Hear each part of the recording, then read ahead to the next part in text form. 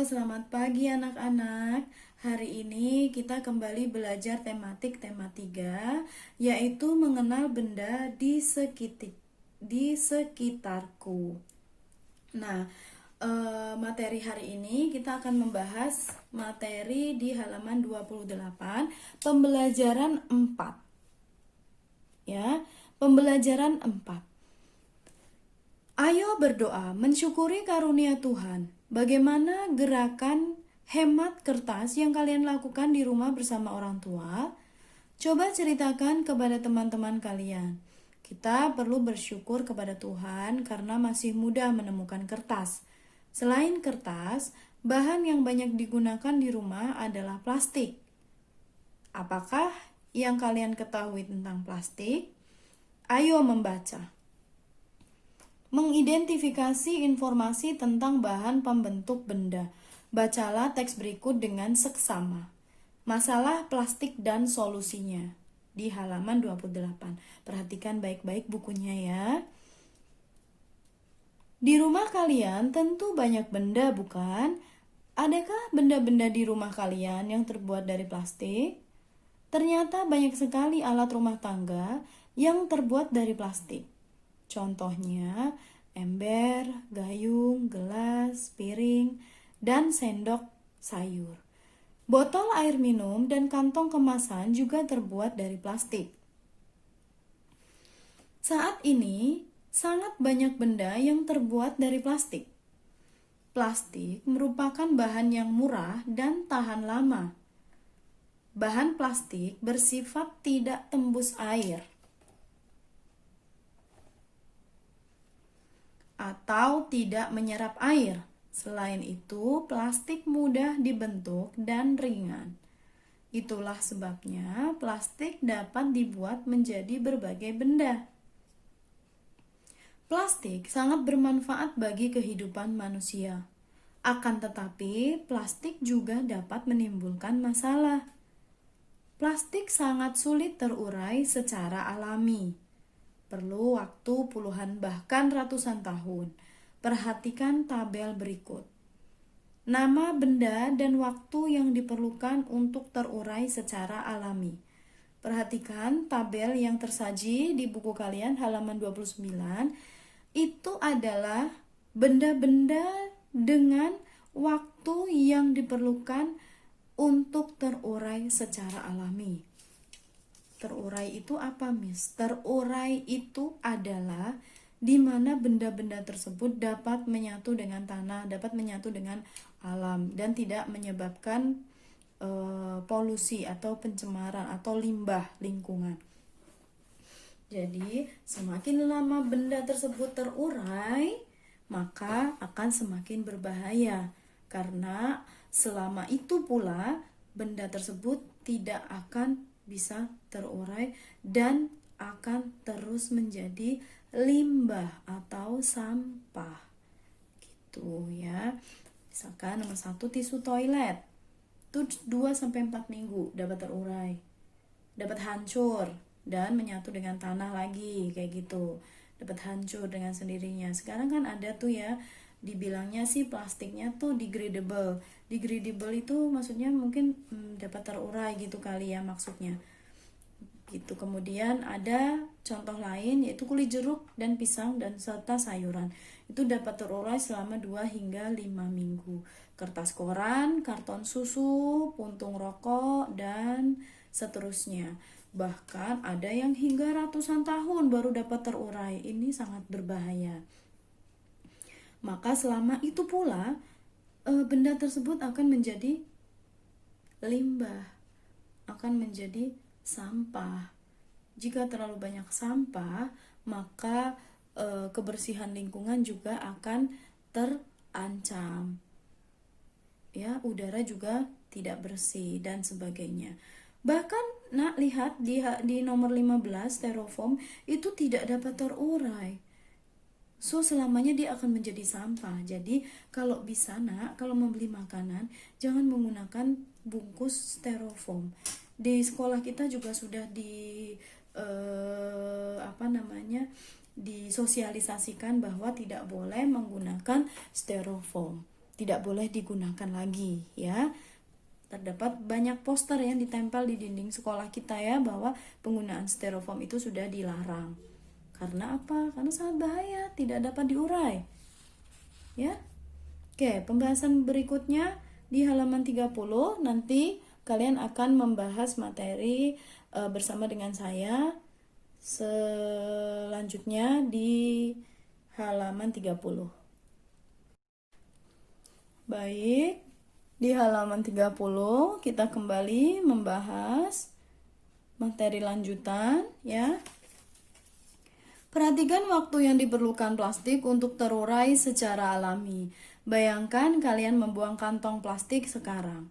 Kantong itu akan terurai 10 hingga 20 tahun yang akan datang. Perhatikan gambar yang ada di sebelah kiri atas buku kalian. Itu adalah tumpukan sampah plastik.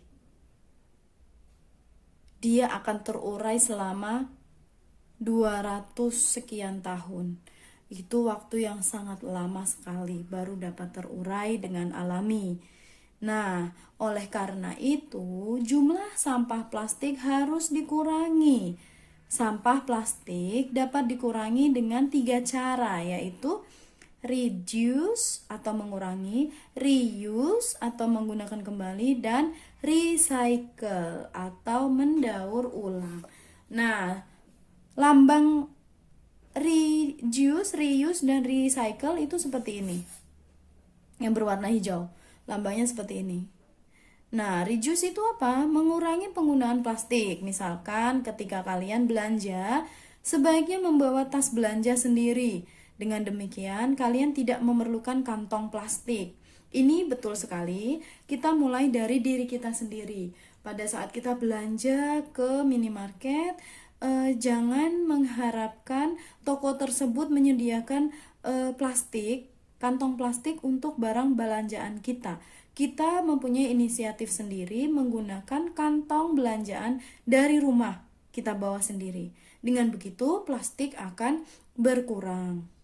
Ya, penggunaan plastik akan berkurang. Kita awali dari diri kita dulu, baru kita memberitahu orang lain, dan orang lain mengikuti apa yang kita lakukan. Lama-lama orang di dunia ini menggunakan sedikit plastik karena tingkat kesadarannya sudah semakin baik ya. Kalian juga perhatikan, ingatkan orang tua di rumah, jika mau belanja bawa kantong plastik sendiri. Bukan kantong plastik kayak tas belanja gitu, apa sih, shopping bag gitu ya nak, untuk tempat barang belanjaannya. Bahkan sekarang di mall kalau beli roti sudah tidak disediakan lagi plastik ya. Jadi diharapkan kita membawa kantong sendiri, membawa tas sendiri ya. Kemudian reuse. Reuse adalah pemanfaatan kembali sampah plastik. Misalnya botol plastik dimanfaatkan untuk membuat pot bunga. Nah, setelah kita beli air mineral, nah botolnya itu bekasnya jangan lantas dibuang.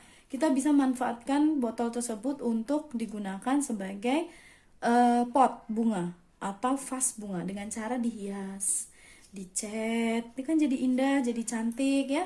Bisa kita manfaatkan. Kemudian recycle. Recycle adalah mendaur ulang sampah plastik. Biasanya proses ini dilakukan di pabrik.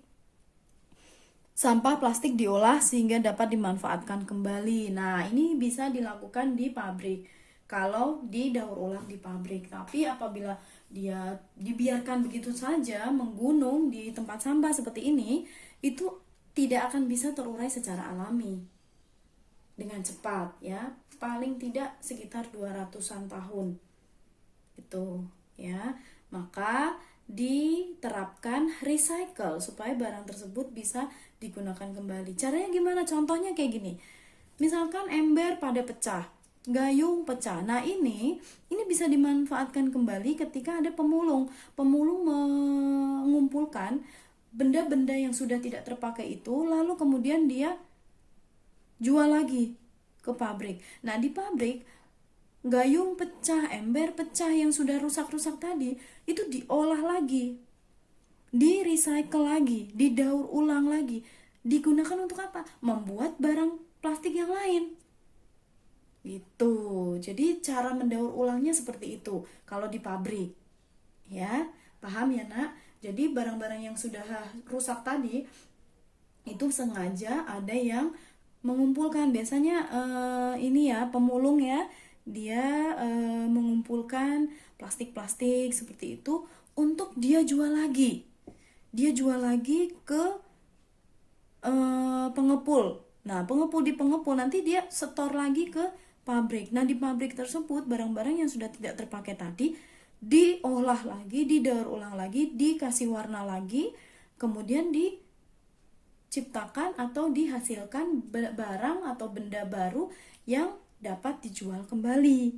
Begitu cara mendaur ulang supaya mengurangi sampah plastik, ya. Kalian dapat membantu proses daur ulang plastik. Kumpulkan sampah-sampah plastik, jangan dicampur dengan sampah jenis lain. Berikan sampah plastik yang kalian kumpulkan kepada pemulung atau petugas kebersihan. Merekalah yang akan membawa sampah kalian ke pabrik daur ulang. Ya, mari kita menggunakan plastik dengan bijak agar bumi selamat. Jadi bukan kita dilarang untuk menggunakan plastik, tidak ya, tapi sebisa mungkin kita gunakan dengan bijak. Ya, jika bisa menggunakan lunchbox sendiri membeli makanan, kenapa tidak? Kenapa harus menggunakan plastik dari penjualnya gitu ya. Nah, di halaman 31 ini menarik. Ada seperti kayak challenge gitu, tantangan yang dapat kalian lakukan untuk melakukan 3 kegiatan reduce, reuse, dan recycle. Nah, ini boleh kalian coba kerjakan, ambil pensilnya, yuk kita bahas bersama. Reduce itu dengan cara apa yang dapat kalian lakukan di rumah? Iya, betul. Membawa tas belanja sendiri jika berbelanja. Betul, reduce. Jadi kita mengurangi plastik yang nanti akan diberikan oleh si penjual untuk membungkus barang belanjaan kita. Bagus. Ya, reduce ya, membawa tas belanja sendiri atau membawa tempat makan sendiri ketika membeli makanan. Ini bagus juga. Boleh tuh di antara dua. Anak-anak cukup tulis satu aja. Ya. Kemudian reuse. Reuse ini menggunakan kembali. Kayak menggunakan kembali contohnya, iya, memanfaatkan botol bekas, botol plastik bekas untuk vas bunga atau pot bunga. Iya, tulis. Memanfaatkan botol plastik bekas untuk vas bunga atau pot bunga. Lalu yang recycle yang terakhir yaitu bungkus makanan ringan, deterjen dimanfaatkan untuk membuat kerajinan tangan yang lain atau diberikan kepada petugas kebersihan supaya didaur ulang. Itu tadi contoh-contohnya reduce, reuse, recycle. Nah, jadi untuk selanjutnya nanti kita akan membahas ke materi berikutnya ya di halaman berikutnya. Oke, kita kembali ke halaman berikutnya yaitu halaman 32. Lanjut ya. Nah, di halaman 32 ini menulis hasil pengamatan. Ini tidak perlu dikerjakan. Lalu hasil musyawarah ini juga tidak perlu dikerjakan. Jadi halaman 32 kita skip. Untuk halaman 33, ini materinya tentang PJOK. Bermain bola tangan akan kemudian dijelaskan oleh Mr. Reza di saat pembelajaran PI ya, di saat pembelajaran PI.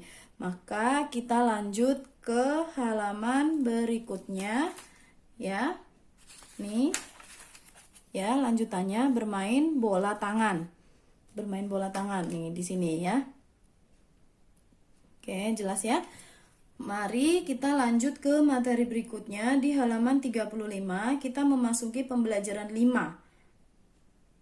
Oke, ayo mengamati. Mengamati bahan benda-benda di rumah. Tuliskan benda-benda yang kalian gunakan sehari-hari. Tuliskan bahan yang digunakan untuk membuat benda-benda tersebut.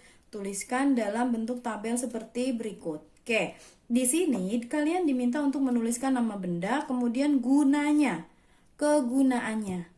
Ya, seperti biasa kalian ambil pensil kalian dan penghapus. Mari kita kerjakan bersama-sama.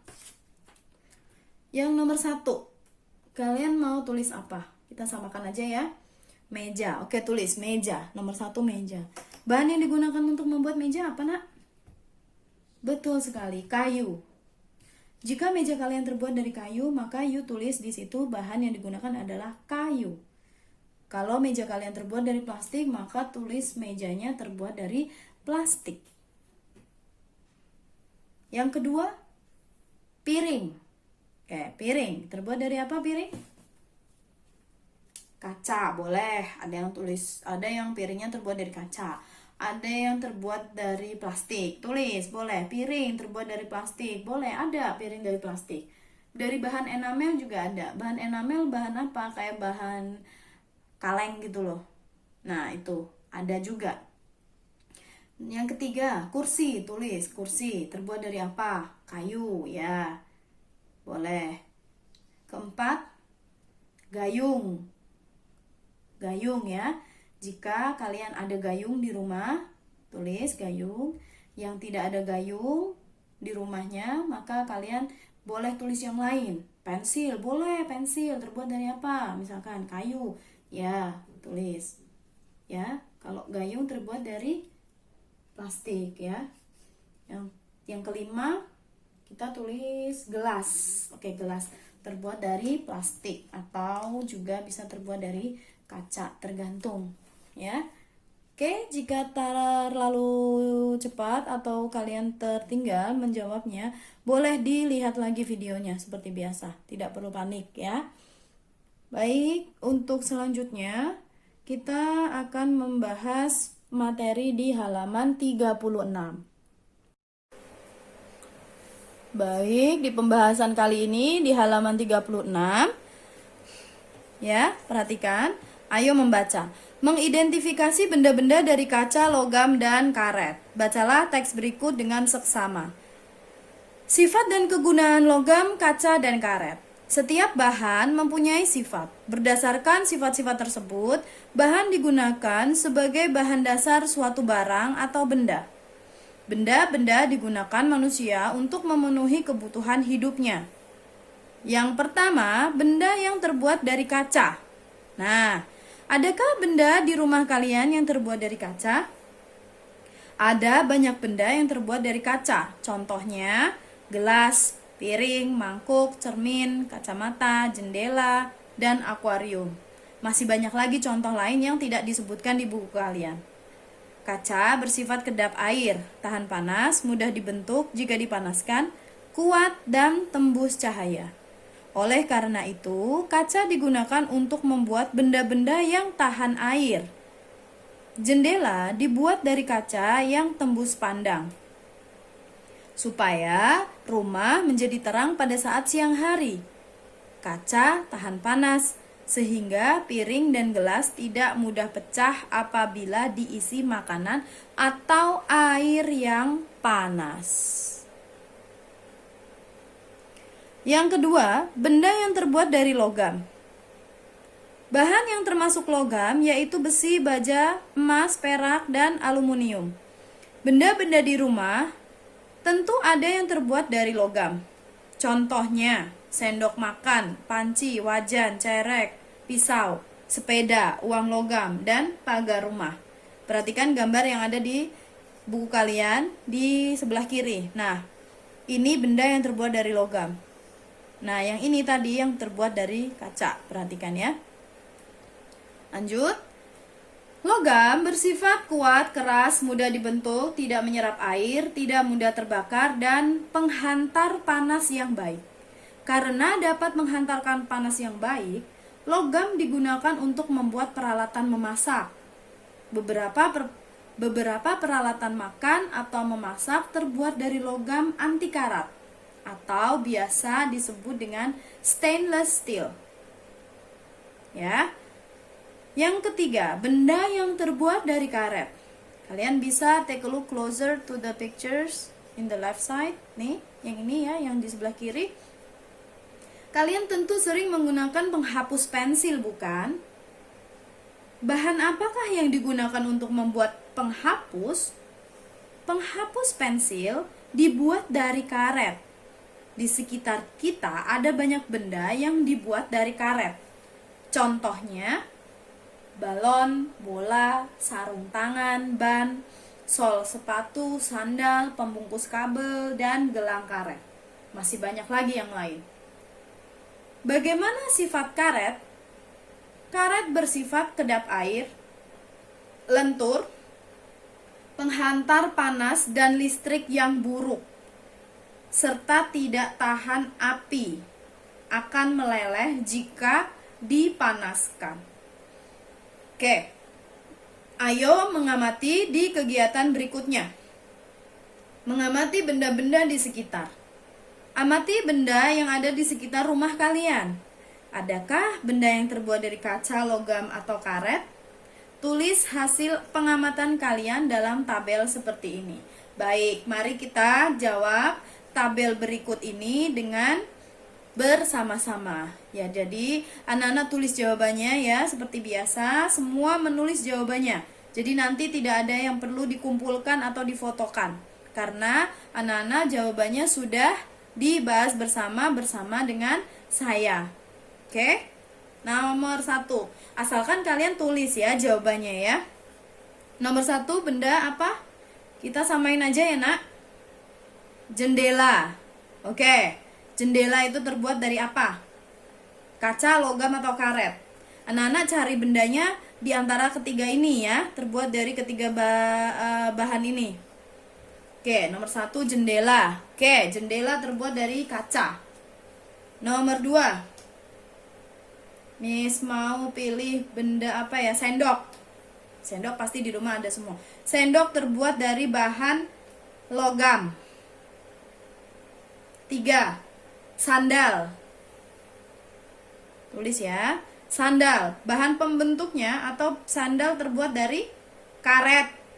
Betul. 4, saya mau bola. Bola terbuat dari apa?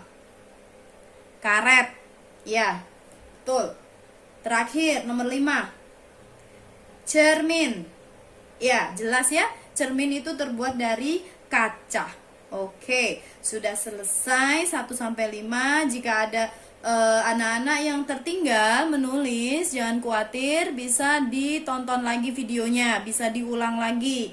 Jangan panik dan jangan sedih. Oke, untuk selanjutnya kita akan membahas materi selanjutnya. Baik, di halaman berikutnya yaitu halaman 38, melengkapi bahan pembentuk benda. Kalian telah mengamati benda-benda di sekitar. Gunakan hasil pengamatan kalian untuk melengkapi bagan berikut. Nah, lihat, saya jelaskan dulu. Bahan pembentuk benda itu ada yang dari kertas, plastik, karet, logam, kaca, serta kayu. Ya, ini sudah dibahas di video sebelumnya. Ya, yang dari kayu, dari kertas, dari plastik ini sudah kita bahas. Nah, untuk di halaman ini, halaman 38, anak-anak diminta untuk menguraikan sifat bahan yang terbuat dari kaca, logam, dan karet beserta contoh bendanya. Ya, misalkan dari kaca, sifat bahannya bagaimana? Ya, sifat bahannya bagaimana tadi yang sudah dibaca? Kalau anak-anak ingat sebelumnya ya, tadi di halaman 36 37 itu sudah lengkap, ada semua di situ. Jadi tinggal lihat lagi, dibaca lagi halaman 36 sampai 37. Ya. Dibaca lagi. Oke, yuk kita kerjakan bersama-sama. Ambil pensilnya ya. Sifat bahan dari kaca. Sebutkan 2 saja boleh. Tulisnya yang kecil ya supaya cukup, karena itu space-nya tidak cukup. Sifat bahan dari kaca itu kedap air, tahan panas. Contoh bendanya apa? Piring, jendela, akuarium. Pilih saja. Anak-anak mau pilih yang mana? Tapi pastikan jawabannya yang betul ya, sesuai dengan bimbingan dari saya. Lalu yang benda pembentuk dari bahan logam. Sifat bahannya bagaimana logam? Kuat, keras, tidak mudah terbakar. Ya betul, tidak mudah terbakar. Betul, bagus. Contoh bendanya: panci, pisau, wajan. Ya, pilih saja. Kemudian karet. Karet, sifat bendanya adalah kedap air, lentur. Ya. Lalu tidak tahan api, boleh tulis seperti itu. Contoh bendanya: sandal, bola, ban, dan lain sebagainya. Oke. Jelas ya? Kalau belum jelas, masih perlu mendetail lagi, boleh dibaca nih. See page 36 until 37. I just write this so that you can remind again that this material also available in this page 36 and 37. Okay, for the rest, this one no need to discuss. I hope you understand. Miss harap kamu mengerti ya nak, kalian mengerti. Kalau ada yang tertinggal, boleh ditonton lagi videonya seperti biasa. Jadi enaknya pakai video itu kalian bisa nonton berulang-ulang. Ya. Untuk materi selanjutnya akan dibahas di halaman 40. Baik, kita lanjutkan untuk pembahasan materi berikutnya. Ayo berdiskusi mengenal satuan panjang. Kalian tentu pernah menggunakan penggaris. Terbuat dari bahan apakah penggaris yang kalian gunakan? Penggaris dapat dibuat dari bahan plastik, kayu, atau aluminium, ataupun logam. Dapatkah bahan kaca digunakan untuk membuat penggaris? Diskusikan dengan teman sebangkumu. No need to discuss because you kan nggak ke sekolah ya nak. Jadi untuk yang berdiskusi ini tidak perlu. Jadi lanjut saja. Perhatikan gambar yang ada di buku kalian. Nah, ini penggarisnya terbuat dari logam contohnya. Nah, sedangkan yang Miss Rati pakai ini terbuat dari plastik. Ya. Next, adakah penggaris di kelas kalian? Coba perhatikan satuan panjang yang tertera pada penggaris. Satuan apa yang kalian temui?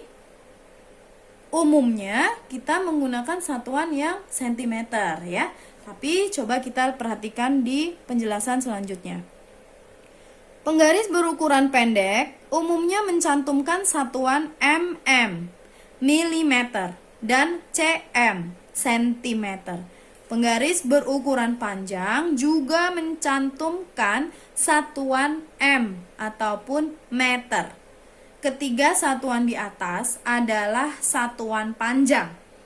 Bagaimana hubungan antara satuan milimeter, sentimeter, dan meter? Perhatikan di kotak kalian yang di bawah ini. 1 meter sama dengan berapa sentimeter? Masih ingat? Sudah dipelajari di kelas 2 ya. 1 meter tentu saja sama dengan 100 sentimeter. Sedangkan 1 meter sama dengan berapa milimeter? Iya, 1000 milimeter. Ayo mencoba melakukan konversi satuan panjang. Perhatikan contoh berikut. Nomor 1. Ana mengukur panjang pita 2 meter 30 cm. 2 meter lebih 30 cm.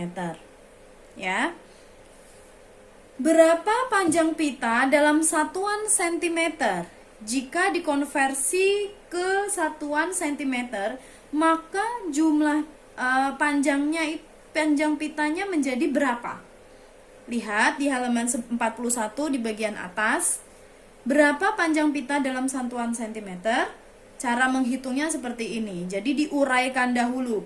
2 meter 30 cm. 2 meter ini dijadikan ke sentimeter dulu. Berapa nak? Di situ sudah dicontohkan ya. Jadi 2 meter itu ternyata sama dengan 200 cm. Nah, yang yang ini 30 cm itu tinggal diturunkan saja, ditulis lagi karena dia sudah dalam satuan cm. Jika keduanya ini sudah dalam satuan cm, anak-anak tinggal tambahkan saja dengan cara tulis lagi 2 meter 30 cm sama dengan nih yang 200 cm tadi, anak-anak tulis ya. Pastikan ini satuannya sudah sama, baru bisa ditambah. Kalau yang satu masih meter, tidak bisa ditambah karena satuannya berbeda. Nah, kalau sudah seperti ini, 200 tinggal ditambah 30. Berapa hasilnya? Hasilnya 230 cm. Jadi, panjang pita yang diukur Ana dalam satuan cm menjadi 230 cm. Kayak gitu ya. Untuk kotak ini boleh untuk tambahan pengetahuan anak-anak, untuk mengingat aja 1 meter sama dengan 100 cm, 1 meter sama dengan 1000 mm, 1 cm sama dengan 10 mm. Ya. Nomor 2, yuk kita lanjut. Panjang mobil ayah Rasti 420 cm. Nih ya, ada keterangannya 420 cm. Berapa panjang mobil ayah Rasti dalam satuan meter? Nah, jika yang tadi satuan meter dikonversi ke cm, yang kali ini adalah satuan cm ingin dikonversi ke dalam satuan meter. Konversi itu dirubah, ditukar gitu, dirubah ya. Berapa panjang mobil ayah Rasti dalam satuan meter? Seperti ini cara mengerjakannya. 420 cm sama dengan, berarti kan 400 cm ditambah 20 cm. Nah, 400 cm ini anak-anak jadikan ini ke meter dulu. Jadi, jika 1 meter sama dengan 100 cm, berarti kalau 400 cm sama dengan 4 meter. Ya, nih, hasilnya adalah yang dikonversi ke meter itu, yang tadi cm menjadi 4 meter. Lalu ditambah ke yang 20 cm ini tinggal diturunkan saja. Ini tidak dirubah ke dalam meter karena nanti kalau dirubah menjadi meter dia akan menjadi koma. Jadi untuk bab ini kalian belum merubah yang menggunakan ada komanya ya. Jadi ini seperti contoh yang ada di buku kalian aja cara mengerjakannya. Jadi 20 cm-nya tetap 4M 20 cm. 4 meter 20 cm. Gitu ya, anak-anak ya. Lanjut ya. Coba kita kerjakan yang ayo berlatih. Melakukan konversi satuan panjang. Isilah titik-titik berikut dengan bilangan yang sesuai. Yuk, 300 cm, yuk cepet aja ya. Kalian pasti sudah lebih cepet ini hitungnya. 300 cm sama dengan berapa meter? Iya, 3. Tulis nak. Miss Rati gak akan tulis supaya you tetap mendengarkan. Kalian tetap mendengarkan, tetap menyimak. Jadi silahkan disimak, didengarkan, lalu ditulis jawabannya. Nomor 2, 600 cm sama dengan berapa meter? 6. Ya. 7 meter sama dengan berapa cm? 700. 800 cm sama dengan berapa meter? 8. Nah, untuk nomor 5 sampai 10 coba yuk kerjakan sendiri ya. Tidak perlu dikumpulkan. Tidak perlu di submit. Jadi jika ada pertanyaan boleh tanya ataupun tonton lagi videonya. Oke? Oke, lanjut di halaman 42. Ayo lakukan, melakukan pengukuran, lakukan kegiatan berikut. Nah, di sini anak-anak membutuhkan satu buah penggaris, paling tidak yang panjangnya 10 cm. Coba tolong disiapkan dulu 10 atau 15 cm, boleh digunakan. Kalau tidak ada penggaris, anak-anak tidak bisa mengerjakan. Jadi, tolong disiapkan penggarisnya. Melakukan pengukuran panjang tentu saja dibutuhkan sebuah penggaris. Ya, nomor 1 ya petunjuknya. Perhatikan gambar benda yang akan kalian ukur. Ukurlah bagian benda sesuai gambar. Sebelum mengukur, tulis perkiraan kalian terlebih dahulu. Tuliskan hasil tebakan kalian tanpa menggunakan alat ukur. Jadi maksudnya, sebelum diukur menggunakan penggaris, anak-anak kira-kira dulu. Yang di sini, yang di kolom ini anak-anak tulis perkiraannya. Ini kira-kira ini berapa sentimeter? Ini bebas tergantung dari perkiraan masing-masing siswa. Ya. Perkiraannya berapa? Misalkan anak-anak mau tulis perkiraannya 4 cm, boleh tulis aja. Jadi yang di kolom perkiraan ini nanti jika salah itu tidak apa-apa. Yang penting nanti di hasil pengukuran ini yang akan kita gunakan sebagai acuan bahwa yang benar itu adalah yang sebelah kanan ini karena kita ukur dengan penggaris. Kalau yang ini kita kira-kira dulu. Kamu lihat di gambarnya, gambar seperti ini nih kira-kira panjangnya berapa senti ya? Kayaknya ini 5 cm deh. Oh, udah nggak apa-apa, tulis 5 cm. Ya, begitu maksudnya yang poin ketiga. Next, ukurlah bagian benda dengan menggunakan alat ukur. Nah, bagian bendanya ini kalian gunakan penggaris untuk mengukur. Oke, yang terakhir tulis hasilnya dalam tabel seperti berikut nih ya. Jadi yang perkiraan ini anak-anak tulis dulu semuanya dari 1 sampai 7 perkiraannya mau berapa. Yuk, kita sepakati aja. Atau anak-anak boleh membuat perkiraan sendiri. Perkiraannya berapa? Diisi dulu. Yuk, 1 sampai 7. 1. Udah ditulis. Tulis ya. Salah nggak apa-apa. Nomor 2. Oke. 3. Buat perkiraannya. 4. Buat perkiraannya. Berapa senti kira-kira? Panjang meja. Lalu nomor 5. 6, 7 juga dibuat perkiraannya. Kalau sudah dibuat perkiraannya, anak-anak ambil penggaris, kita ukur hasil pengukuran yang realnya, yang sebenarnya. Kita menggunakan penggaris. Jadi untuk menuliskan perkiraan yang ini, jangan gunakan penggaris dulu. Paham ya? Oke, baru yang hasil pengukuran ini anak-anak ambil penggaris lalu diukur. Jangan lupa menggunakan penggaris itu dimulai dari angka 0. Nih, seperti ini contohnya ya. Nih, diukur. Diukur. Panjang bendanya berapa dari 0. Nah, baru kalian bisa tahu hasilnya. Berapa, Nak? Iya, 3 cm. Jadi di bagian sini anak-anak tulis hasilnya 3 cm di bagian tabel yang sebelah kanan. 3 cm. Lalu nomor 2, coba diukur yang ada garisnya itu, Nak. Tempelkan di situ penggarisnya. Berapa hasilnya? 2 lebih. 3, ada 3 nggak? Nggak nyampe angka 3. Nggak nyampe angka 3 berarti berapa? Ayo. Miss Rati udah ukur semuanya dari 1 sampai 7. Jadi saya ada jawabannya. Nomor 2 berapa, Nak? Kita lihat. Yuk, taruh di sini. Oke, ini kira-kira 2,5 cm. Tulis. 2,5 cm di sini tulisnya ya. 2,5 cm. Oke, lalu nomor 3. Nomor 3 tinggi jendela ya. Tinggi jendelanya itu berapa? Kalian buat perkiraannya berapa, diisi ya. Kemudian diukur, benar-benar diukur seperti ini. Yuk, kita ukur. Berapa ini? Sama ya, 2,5 seperti nomor 2. Tulis 2,5.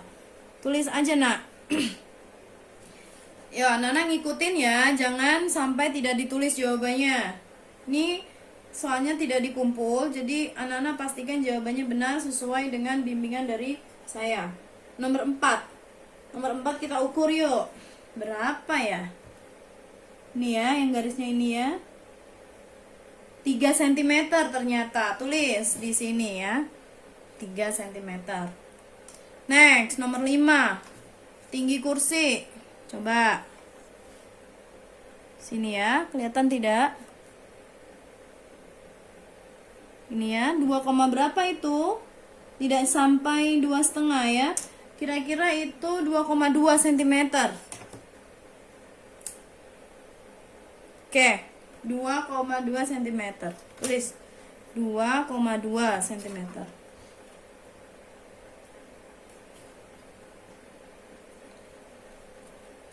Dah, nomor 6. Yuk anak-anak tulis juga. Cara menghitungnya seperti itu nih ya. Taruh di angka 0. Mulai dari di angka 0. 3,3. 3,3. Mencoba ya biar bisa. Nomor 7. Tinggi lemari. Coba kita ukur ya. Tinggi lemarinya ini berapa ya? Ternyata dia tidak sampai di angka 3. Jadi ini sekitar 2,8 ya. Tulis nak, 2,8. Oke. Bagaimana hasilnya jika kalian bandingkan dengan perkiraan yang kalian buat?